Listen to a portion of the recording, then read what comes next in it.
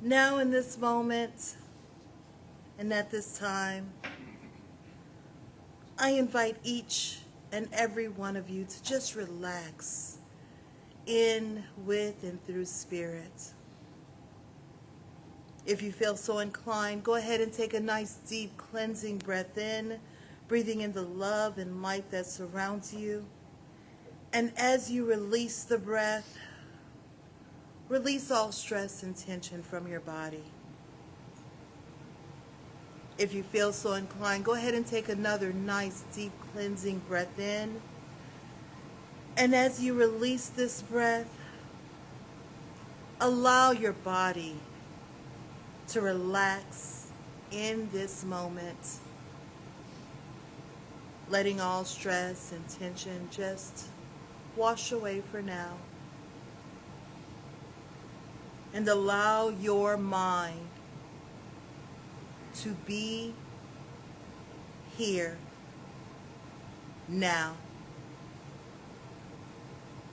Universal love enfolds me. Universal wisdom inspires me. Universal spirit enlightens me.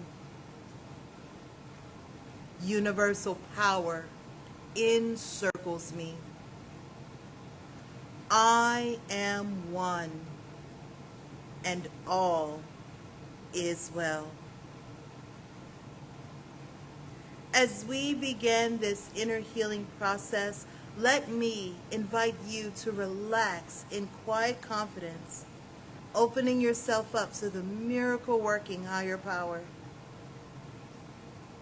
Now symbolize the unity of your thinking and feeling nature by touching your chest with your hand. And let my words act as your own, for your own inner healing, acceptance, and receptivity. I acknowledge that there is a power, intelligence, and wisdom greater than my own. I am in the midst of it, and it is in the midst of me, sensitive and responsive to my every thought, word, action, and feeling. I now make this true for myself by saying aloud, I acknowledge. Acknowledging this higher power working through my life, I admit that I am personally responsible for solving my own problems while being guided and assisted by something greater than myself. As I am ready to surrender the conflicts of my ego to the wisdom of this infinite presence, I simply speak these words. I surrender. Knowing that forgiveness is the key to unconditional love and the feeling of heaven, I now unconditionally forgive anyone and everyone who has ever injured me in any way, real or imagined.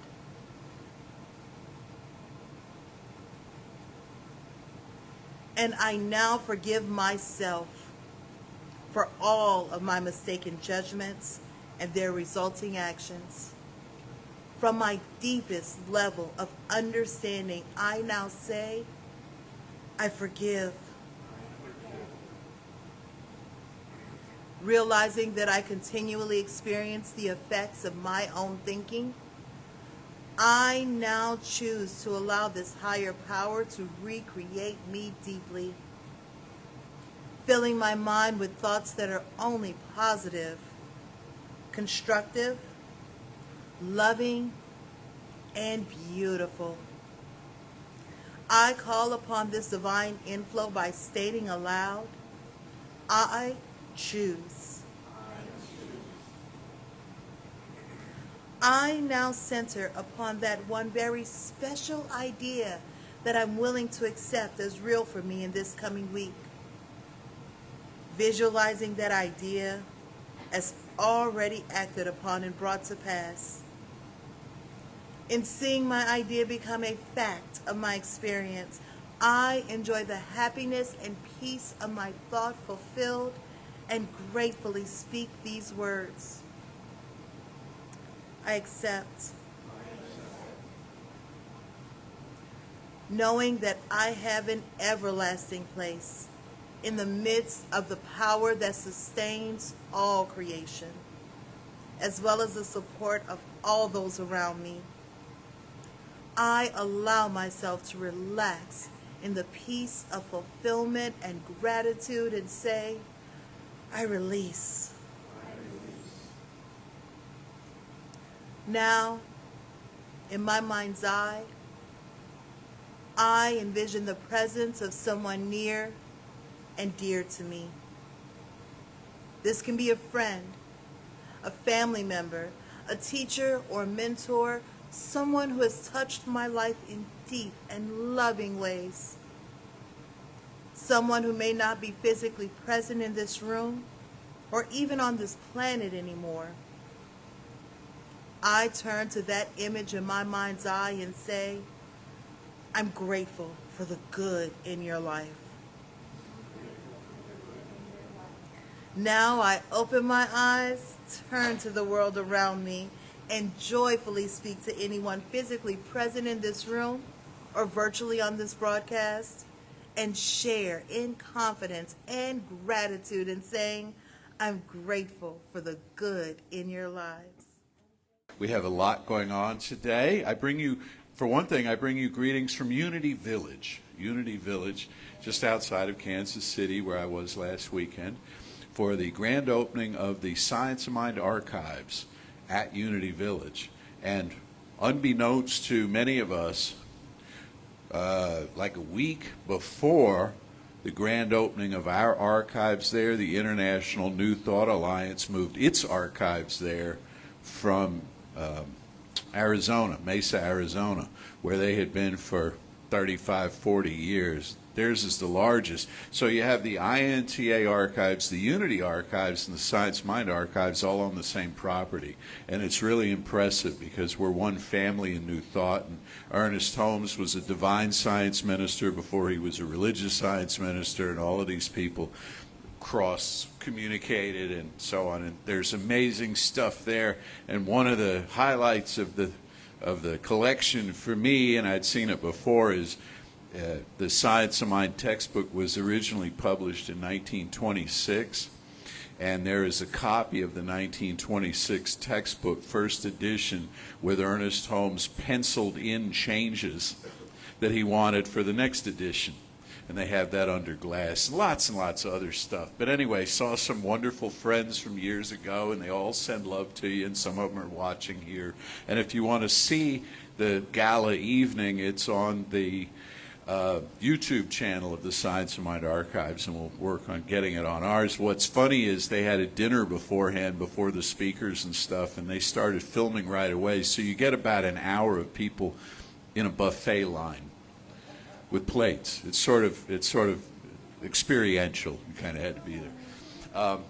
We're having a memorial service at 1:30 today for Ken Dwight. And I'll say more about him during that service, but this is a display. If you can't stick around, or even if you can, this is a display his brother set up yesterday of pictures of their childhood together in Charlotte, North Carolina, and a membership card of his from here in 1994. It was so old we typed out his name on a typewriter.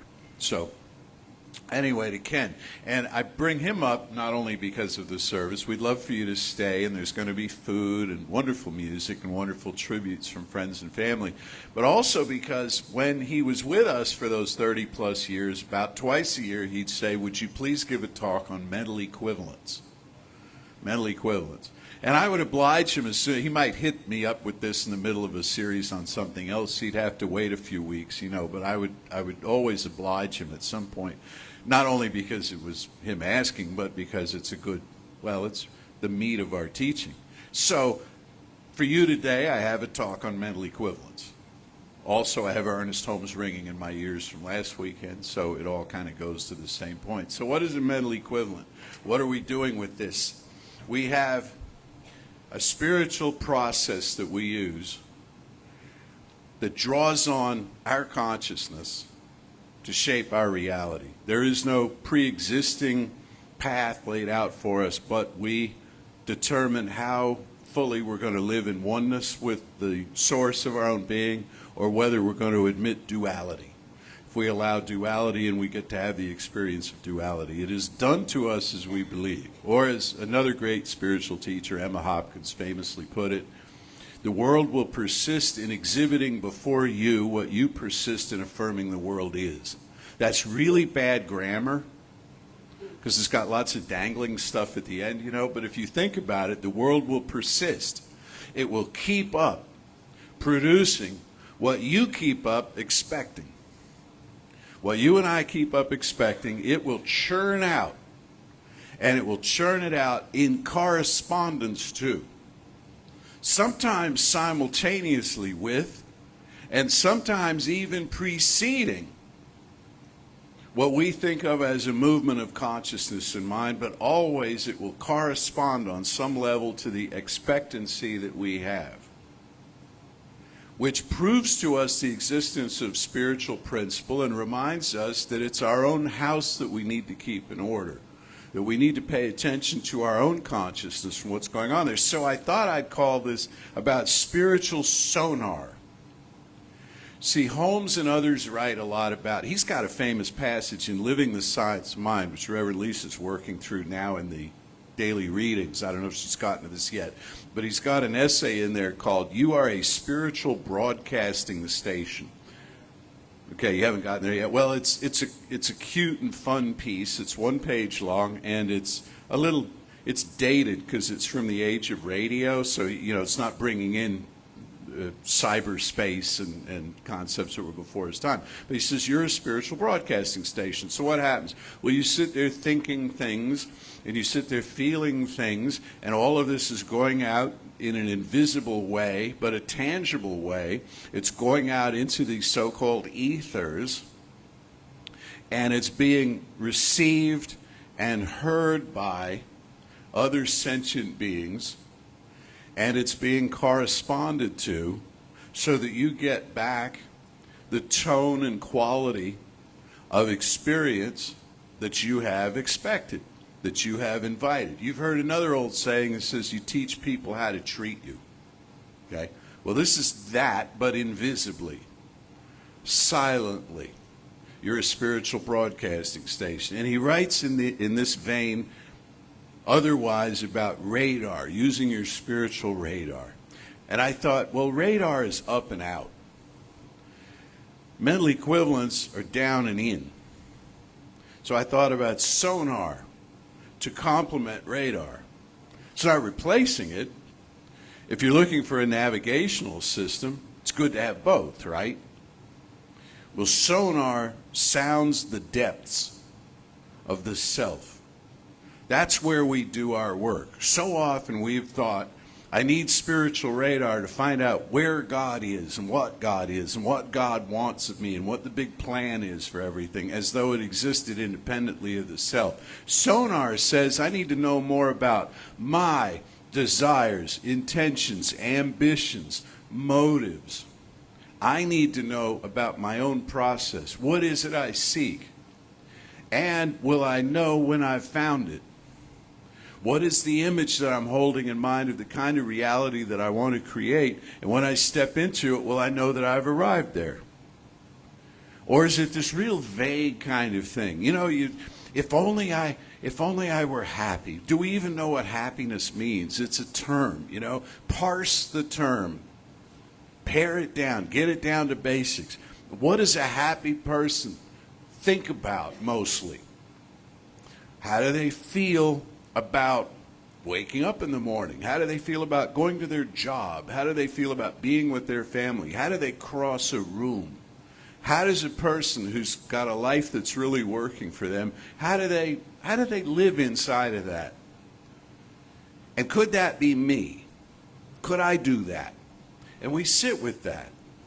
Now, people will say, and we've talked about this many times, but people will say, well, that's awfully self-absorbed, isn't it? With all the troubles in the world, you're going to sit there thinking about what makes you happy. But if I'm happy, if I have a life that's working, I'm one place where the world is working. And strangely enough, when I have it kind of pulled together and my life is working, I am less entranced by my own experience and more interested and involved in others. Because I'm not needy. I'm not in this position of being constantly troubled, constantly anxious about things. I can really pay attention. You ever have a conversation with somebody and you start talking to them and they immediately lose interest and they're kind of looking over your, kind of in the middle distance, and you're like, hello. Well, it's insulting, isn't it? And you make a vow in your mind, I'm not going to bare my soul to that person again. Look at the reaction I got. Well, if you can get past your own hurt feelings, your own judgment about it, what you realize is they're in pain. They're somewhere else because that's where they need to be. They're not doing this to me so that, to insult me or something. It's because they're caught up in their own process. And why don't I value that? Well, when they get it together enough to where they can pay attention to the world, their life brightens, and now they brighten other people's lives. And now all of a sudden there's somebody that people want to go to and share their process and seek maybe advice or something, or at least simpatico, And Ernest Holmes famously said, people are dying for someone to tell them that they're all right. All kinds of people are kind of shuffling through life. No one's told them they're all right. I just heard a song. I hadn't heard it in years. I was thinking about John Lennon, because I know often we do Imagine here and we do, some of his brighter songs. This is called Working Class Hero. And if you haven't heard this song or haven't heard it in a very long time, it's a brutal song. It's an ugly song. It's really harsh. It's about how it's the cry of someone, in this case him, the person. He had a tough life before he came to the awareness of the world, before he became famous and so on. He had a tough upbringing, and he's talking about the pain that he's in life, and he says, working class hero, to aspire to something, because he says at school they put you down, and at home they don't listen to you, and it's this hard life, and he's like exercising these demons in his musical work to get to a place where later he could write a song like Imagine, where it could be about the world and let's give peace a chance and let's do something collectively, where in other words he could turn outward to the world and see the world through a prism greater than just his own pain. Eventually somebody told him he was all right. A number of people told him he was all right. Then they told him he was fantastic and he was all that. And whether he let that in completely it's impossible to say, but he would know. But there are all kinds of people out there and all kinds of struggle. And that's why the science mind exists. It says, it's instead of, well, we have to go find the people who are wrong, the people who are foolish and fix them, wherever those people live. We say, no, we do our own work. We work within the self. Can I embrace myself? Can I accept myself just the way I am? And it takes the production of positive mental equivalence. What exactly is a mental equivalent? Well, it means what you see when you look at the world, what you see when you look in the mirror. I was just talking to someone here who's, I will not name on camera, but who just had cataract surgery like I did. And I'm seeing the world a whole new way, man. Colors are standing out and stuff is sharp and crisp, and it is just fantastic. And I encourage everybody to run out and do this. But it's also, right? It's also a metaphor. It's also a metaphor for how things work, is to see the world in a brighter way, even when it's a cloudy day, even when the physical eyesight may not be that sharp, or even when in emotional turmoil, to see the world in some higher way and realize, yeah, this is me. To look in the mirror. I've shared with you before, Louise Hay, great spiritual teacher, she used to say as a self-esteem exercise, there are all kinds of complicated things you can do. She had a real simple message. She said, take all your clothes off, stand in front of a full-length mirror, and look at yourself from head to toe. From head to toe, and tell yourself, I love you, I love you, I love you. This is hard to do, man. This is impossible. We think of 1,000 other things to do before we do something like that, and we can't make our way through it because it's embarrassing, even when we're alone, talking to our naked selves and saying, I love you just the way you are. But then we wonder why the world doesn't love us. Then we wonder why, because we haven't done the work. Now, do you have to take your clothes off and stand in front of a mirror? No, that was her idea. There are so many different ways that you can accomplish the same thing. First thing is to understand what your mental equivalents presently are. What are you seeing now when you look in the mirror? What are you seeing now when you perceive your world? What are the judgments that you hold? We are surrounded by our own judgments. We are affected by our own judgments. We are shaped, sculpted by our own judgments. So what are our judgments now? So we look at these things and we see there's something out there to respond to us, but we determine what it's responding to. What it's responding to. I pulled out some chestnuts from Holmes in here. He says if we have a real embodiment, then we can demonstrate. In other words, we embody within the self the expectancy that we have. Then we can demonstrate. What is a demonstration? It means to show forth. A demonstration, that's a term we use for an answer to prayer. A manifestation is another way of saying the same thing. Prayer does something to the mind of the one praying. It doesn't do anything to God as a separate entity. Why? Because there is no separate entity. God is all there is. God is present in the Word as the Word is spoken. So the faith and acceptance. He speaks of that we have faith not simply in God, which is kind of a theological thing, but you have the faith of God.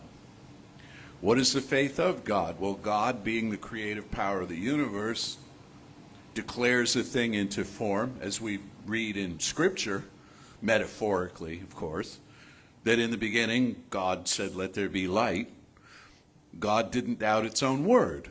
Didn't say, let there be light, and I sure hope this works. Let it be light, it's still dark. When is this going to kick in? What are they going to think thousands of years from now when they read? No. The word is spoken and something is expected to happen. Can we bring ourselves to that same level of conviction? We say low here and low there, looking for meaning in life, but when in fact it is found within us, but we have to find the place to put it. And I was thinking of an example of this. I got a pop-up ad on my phone for a lamp, a strange-looking kind of Tiffany-style lamp. And I thought, oh, what a nice lamp. And where would I put it in a house full of lamps? Will I get this lamp and just stick it somewhere where I never notice it? Or am I going to leave it in the box? Or maybe give it as a gift or something? Where am I going to put it? If life backed up a truck in front of my world and said, here's everything you've ever desired, where would I put it? If love comes to town, where do you put it? Jeffrey's talking about he's singing to his beloved. Where do you put that love within yourself? If the great career move that you've sought, the wonderful job that you'd like to have, make a difference in the world. It says, you're hired. You're who we've been looking for. Where do you put that within yourself? How do you hold that? There's a term going around now called imposter syndrome. You may have heard of this, right? And it means that whatever you're doing, you feel like, I don't belong here, and sooner or later, they're going to figure that out and oust me out of this. Now, you try holding the imposter syndrome in a relationship of any kind, and you're sabotaging it. You try holding that in your spiritual work, and you're sabotaging that.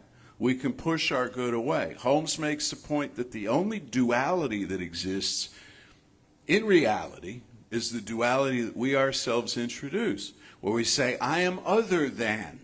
Or if I get tired of saying, I'm other than, I'll make it you're other than. Or they're other than. Or somewhere there are the people who don't belong. And I've said this to you guys before on Sundays, but I said it to the group at Unity Village last week in a talk.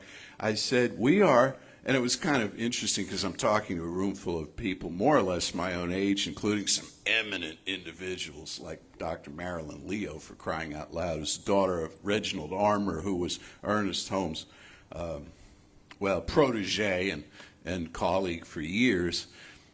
And I'm saying to this room full of people, I'm saying we're the kids who didn't fit in. We're the kids who didn't fit in. We are the kids, and we are. We're the kids who in school, while they were putting the plan on the board, we were the ones looking out the window, okay, and looking for the meaning of life, and they're declining verbs, and they're doing formulas and algebra and all this, and we're like, I'm looking for context. More than content, right? I'm looking for content. And then as you're doing that, a hand slaps down on the desk. Pay attention. Come back to the room, and we're jarred back into that. And I told the group, I said, and as I've told you before, I said, almost 70 years old now, I've never needed algebra in my entire life. Not once have I ever needed algebra. I know there are people who have. I get it. Engineers, physicists, sure. Not me. So had I had the nerve, had I known what I know now, and had I had the nerve, I'd have turned around and said, leave me alone.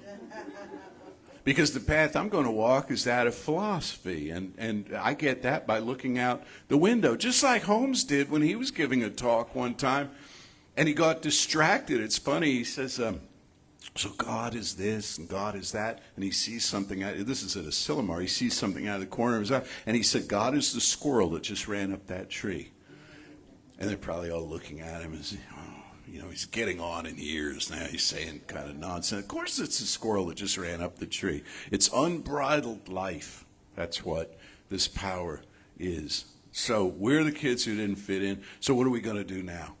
Well, we found our tribe. We're going to fit in with each other. We're going to support each other, and we're going to affirm each other. We're going to affirm the goals and intentions that each one of us has.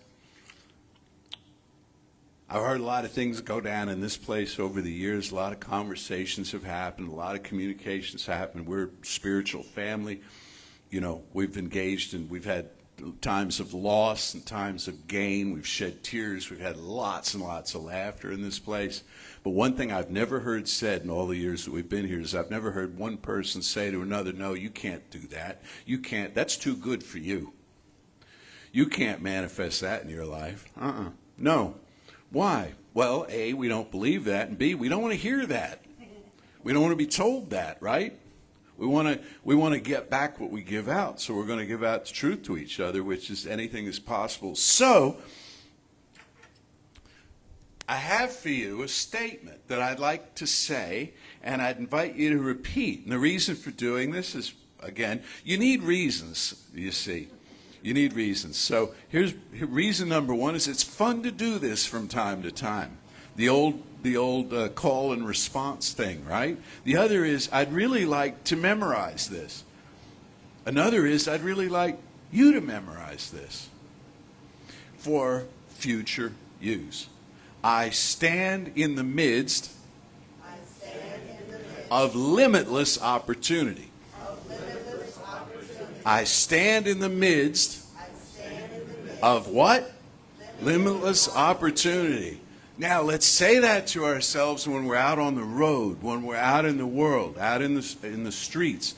I stand in the midst of limitless opportunity, right?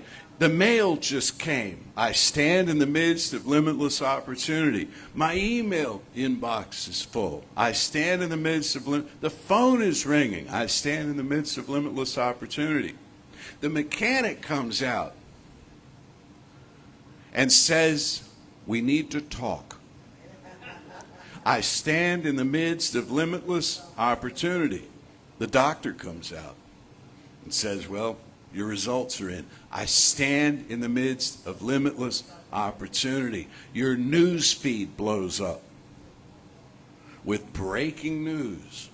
Put it back together, the breaking news. I stand in the midst of limitless opportunity. And you'll feel better. And when you feel better, you'll think more clearly. And when you think more clearly, you'll feel more abundantly. And when you feel more, you see how this goes? When you feel more abundantly, when you feel life and life more abundantly, you're a more effective human. And somebody out there who needs to be reminded that they stand in the midst of limitless opportunity will come and stand next to you. They might not hear you saying it, but they feel it pulsing through you. And this is how the circle grows. This is how the circle grows. Of people who realize that the power that they seek is within them. The light they seek is in the lantern that they carry. And gradually or suddenly, everything improves. So let's know together now, one power, one presence, one spirit, ever available. We stand in the midst of it, always, no matter what. No matter what our pasts, no matter how many times we seem to have deviated from the path,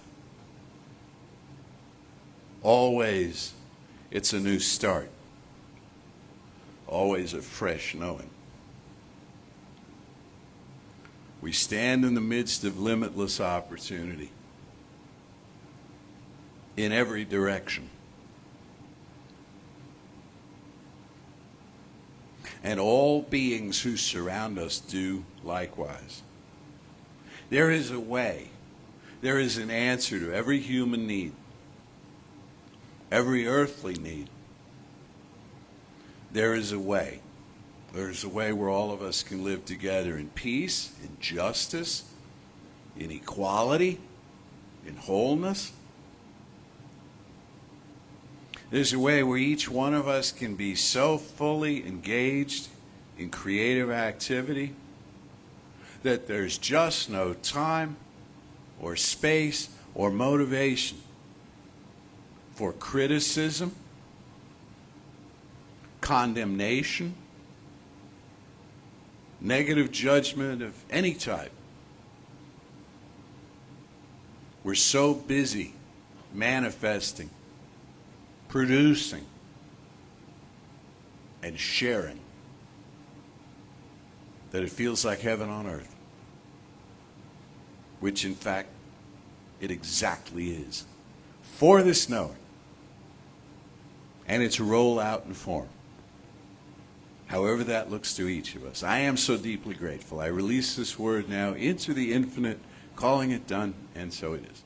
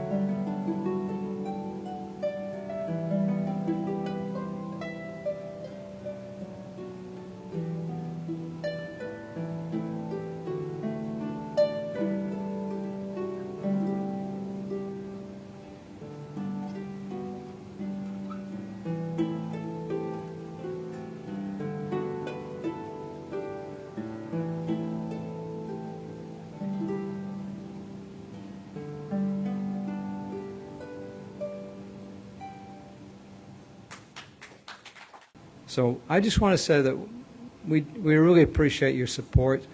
We look forward to your continued support. It is extremely important that you heard Reverend Jesse's message today. It's a positive message. It's telling you how to take a different approach to life and how to actually have your life have more meaning but also more joy, and pass that on to other people. And I apologize, my throat's a bit, I don't know, this morning. So I'm going to kind of wrap up now. If there's anything else I forgot, then the front row is going to remind me. No? Oh, yeah. Is there anybody?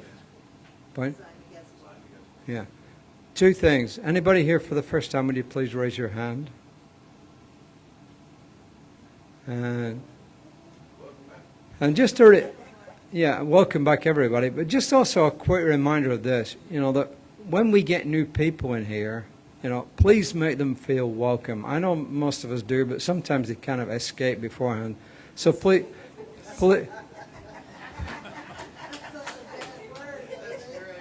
Well, I'm actually just trying to get your attention. If I say something bland, I'm not going to get your attention. If I say something a little bit like that, well, to get your attention, didn't it? Also, please make them welcome, and as they're saying in the front row here, please have them sign the guest book so that we can send them an email of welcome. And also, if you're not signed up for the weekly email, please do that, because there's so much information in here. There's more than I actually give you. So, as our usher has made his way to the back and is ready to descend, please say with me. Oh, I know, before that, I just wanted to say this, and I almost forgot Mary. Mary, that was wonderful. I mean, it really was wonderful. Barbara said it's like listening to a piano sound. It's probably actually more like a harpsichord, but no, she said, this is wonderful. This sounds just like a piano. I mean, you're a wonderful harpist. And by the way, she's actually teaching the harp to a nun friend of ours. Oh, yes, it's true. The one who comes here at Christmas. She chooses that over Mass, right? Okay. Please say with me now, divine love through me blesses and multiplies all the good I am and have, all the good I give and receive. I am prosperous now, and so it is.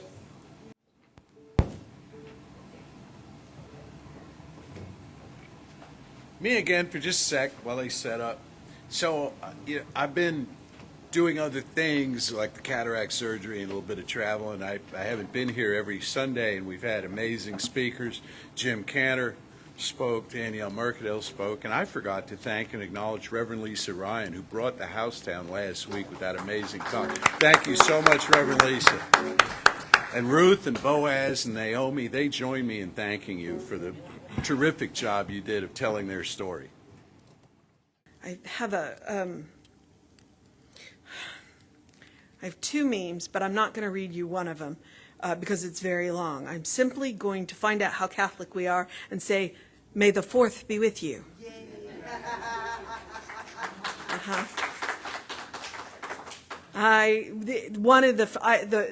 The first two movies I remember seeing in my life are Star Wars at a drive-in theater. So I just told you how old I am. Or The Fox and the Hound. Go figure. That's the other one I remember. So it is, Star Wars Day, and I wanted to, and of course anybody who was raised Catholic will automatically respond, and also with you. So there we are. May the 4th be with you. The other one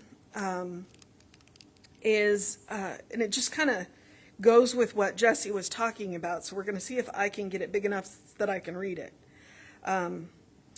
There's a cartoon, and it's a bear and a rabbit that I see frequently on social media, and so this is from that series. "Is there a recipe for a good life?" asked Rabbit. Bear thought a moment. "A dash of wonder, a sprinkle of mischief, a dusting of magic, and a good dose of audacity," said the bear. "And of course, a heaping amount of gratitude, kindness, and love for everyone and everything." It's almost like social media anticipates what Jesse's going to talk about. So we're all one. Yeah. All right. So in that knowing, ooh, I forgot I have pockets. I have pockets.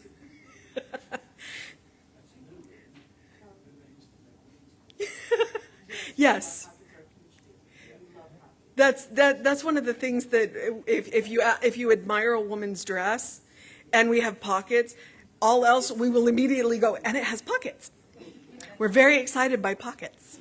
So What has it got in its pockets? well, in this case, reading glasses and a cell phone. I do not have the One Ring. That would be trouble. And just in case you couldn't hear him, Jesse just wanted to quoted Lord of the Rings. So we're just all nerding out today, aren't we? We are. What has it got in its pockets? Well, yes. Okay. You know, silliness is one of the feelings that I like to go into treatment with. That would be one of my mental equivalents, because I would like there to be plenty of joy and happiness and silliness in my life.